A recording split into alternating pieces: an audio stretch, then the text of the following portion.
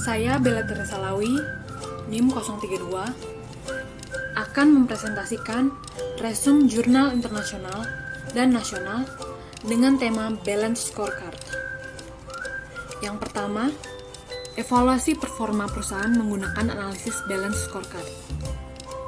Penelitian dilaksanakan di PT Kontraktor Kompani Tbk pada Agustus-Oktober 2019. Metode penelitian dilakukan dengan mengumpulkan data kualitatif dan kuantitatif. Populasi sampel studi adalah karyawan yang tinggal di lokasi perusahaan PT Kontraktor Kompani Tbk. Data dikumpulkan dari laporan keuangan perusahaan dari 2017 sampai 2019 dan dengan wawancara langsung dan penyebaran kuesioner. Berikut hasil pengukuran performa perusahaan dengan Balance Scorecard. Profit selalu meningkat, membuktikan perusahaan dapat bertahan dalam situasi fluktuasi ekonomi.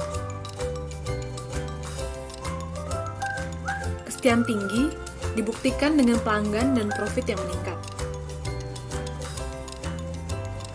Kondisi kerja karyawan yang kondusif dibuktikan dengan survei.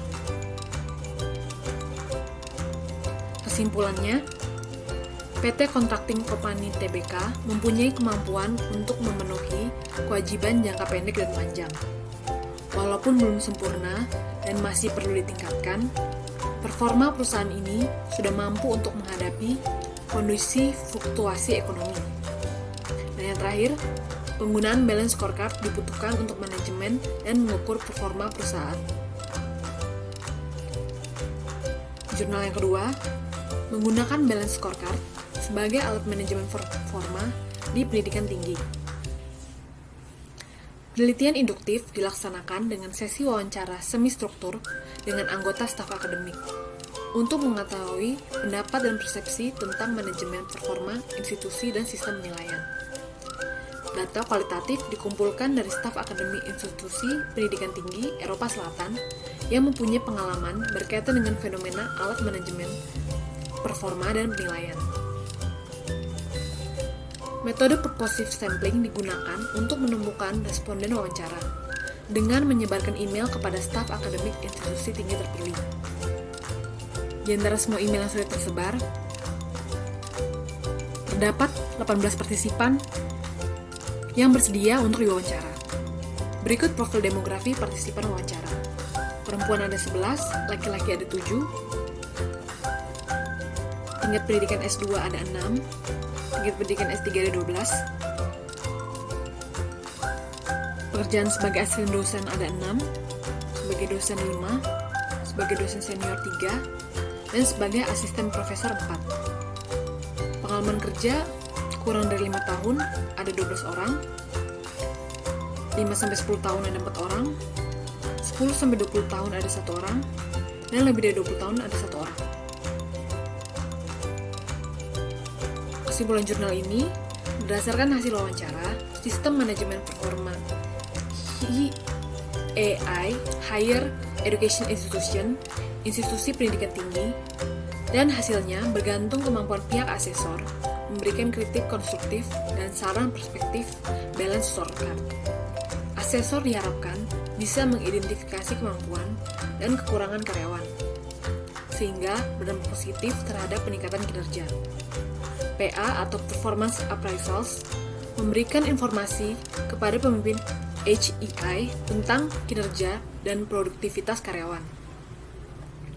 Karena perlu manajemen kinerja tepat dan penilaian staf akademik, peneliti menggunakan 4 perspektif Balance Scorecard untuk mengetahui pendapat karyawan tentang proses PA dalam HEI. Balance Scorecard membuat pemimpin HEI mempertimbangkan aspek keuangan dan non-keuangan.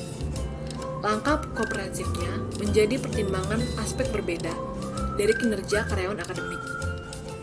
Perspektif pelanggan mengevaluasi performa HEI dari sudut pandang siswa, orang tua, dan masyarakat.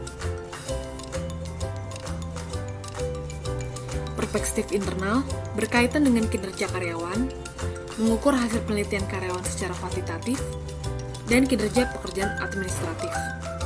Para akademisi dinilai atas kontribusi konferensi akademik atau pertemuan industri.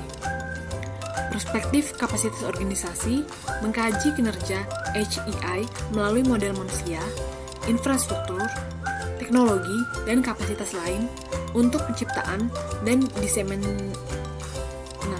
pengetahuan. Dan yang terakhir, perspektif finansial melibatkan analisis kinerja keuangan HEI di masa lalu, prosedur alokasi dana, dan sumber daya. Temuan penelitian ini menunjukkan balance scorecard mempunyai potensi besar menciptakan value di pendidikan tinggi. Dengan balance scorecard, sistem manajemen kinerja berbasis strategi HEI bisa memperjelas visi dan misi. Tapi ukuran kinerja non-keuangan, tujuan dan targetnya sangat luas karena memberikan panduan untuk masa depan. Indikator kinerja utama balance scorecard dan integrasinya dalam perencanaan strategis HEI membantu meningkatkan kualitas dan status universitas, berpusat pada pelanggan, meningkatkan dampak penelitian, dan jangkauan dengan stakeholder. Jurnal selanjutnya dengan judul Pengukuran Kinerja untuk Rantai Pasok Era Industri 4.0, Pendekatan Balance Scorecard. Penelitian ini mengkombinasikan literatur PM, Performance Measurement atau pengukuran kinerja, dan khususnya Balance Scorecard terkait dimensi rantai pasok dalam konteks industri 4.0. Studi literatur dikumpulkan dari buku, jurnal, literatur, dan sumber ilmiah terdahulu tentang rantai pasok industri 4.0 beserta hubungannya dengan balance scorecard dan pengukuran kinerja. Tujuan penelitian ini untuk mengetahui bagaimana rantai pasok industri 4.0 diukur dengan balance scorecard.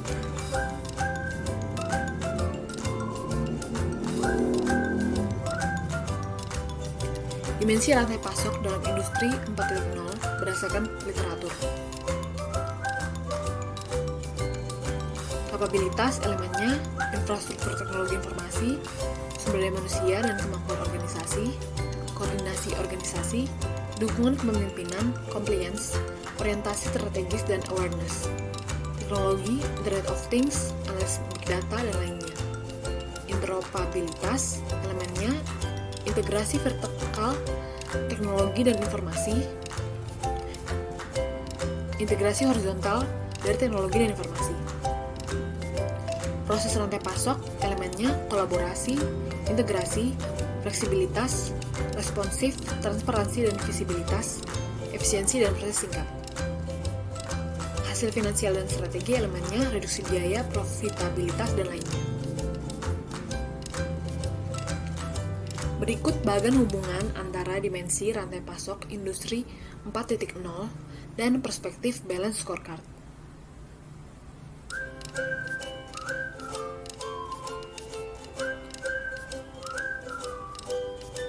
Berikut pengukuran penyebaran balance scorecard rantai pasok 4.0. Perspektif balance scorecard finansial termasuk dalam dimensi rantai pasok industri 4.0, hasil finansial dan strategi, indikator hasil, pengukuran penyebaran balance scorecard rantai pasok 4.0, ada shareholder value, tingkat reduksi biaya, dan lainnya. Perspektif pelanggan termasuk dalam dimensi hasil finansial dan strategi, indikator hasil. Untuk pengukurannya terdapat tingkat saham, value added perception, dan lainnya. Perspektif proses bisnis, dimensi proses rantai pasok, indikator dampak dan hasil. Pengukurannya ada efisiensi proses, waktu respon, dan lainnya. Perspektif pembelajaran dan pertumbuhan, dimensi kapabilitas, teknologi, dan interoperabilitas, indikator dampak. Ukurannya, adequacy dan perluasan teknologi, adequacy infrastruktur ke teknologi baru, dan lainnya. Penelitian ini menghasilkan framework teoritis baru untuk mengukur kinerja yang disebut balance scorecard rantai pasok 4.0. Hasil Penelitian ini bermanfaat sebagai panduan menghadapi kebutuhan industri 4.0. Meskipun masih perlu dikembangkan, implikasi teoritis tetap relevan. Studi ini menunjukkan implikasi pengukuran melalui Balanced Scorecard rantai pasok 4.0 dalam hal indikator dampak dan kinerja industri. Sekian presentasi saya. Terima kasih sudah mendengarkan. Berikut daftar pustaka untuk presentasi saya pada hari ini.